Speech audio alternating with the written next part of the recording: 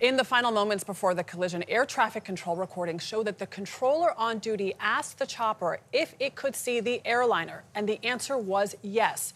So why did they collide? Let's talk about this with Paul Rinaldi, former president of the National Air Traffic Controllers Association, which is their labor union. Good morning, Paul. Thanks so much for joining us. Let's dive right in. Let's talk about this area, Washington, D.C. I've lived there in the past, and one of the first things you notice when you move there is all of the sound of the helicopters because of the activity, because of the nearby bases and high-level officials traveling.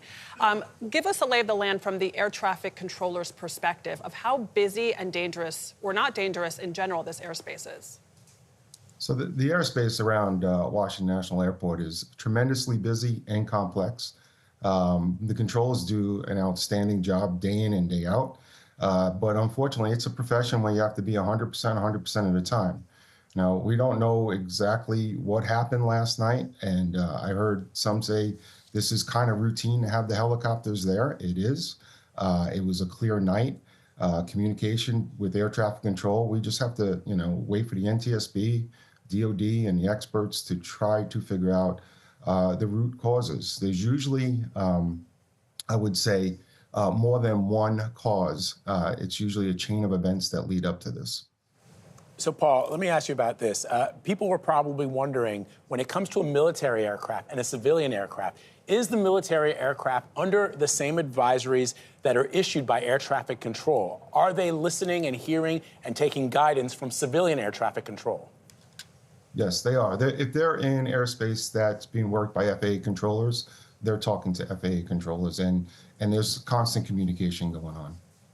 Part of that communication, we understand, is that the air traffic controller said to the helicopter, do you see the plane, the American Airlines plane? And the answer was yes, affirmative, we see the plane. And then there's silence before the collision, according to our understanding. Why would that be the case? Wouldn't the air traffic controller be able to see on the monitors that these are about to collide? Why wasn't there a call to abort? Well, the air traffic controller probably on their display got something called the CA, a conflict alert, then issued a warning. Do you have that aircraft in sight? The helicopter said yes.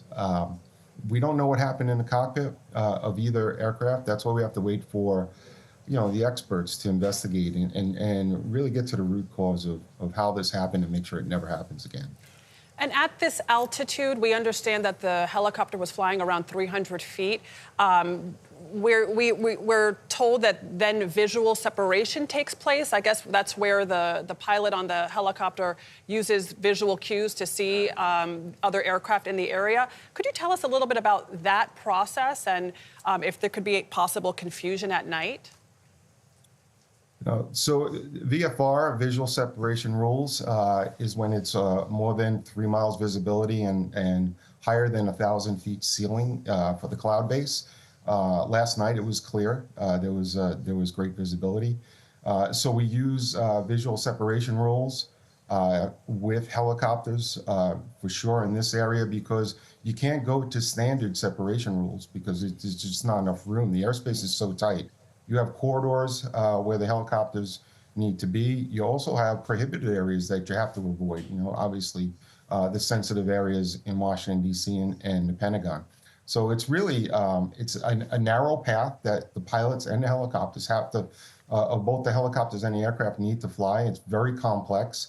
And I don't want to say it's routine because something tragically went wrong last night. But for the most part, this happens hundreds of times a day that the controllers are communicating with helicopters and aircraft as they're on approach and departing from DCA. Paul Rinaldi, we are so grateful to have your perspective. Thank you so much for joining us. Unfortunately, this is a horrible night for aviation in this country, and we've got to make it safer. It's horrific. Thank you so much.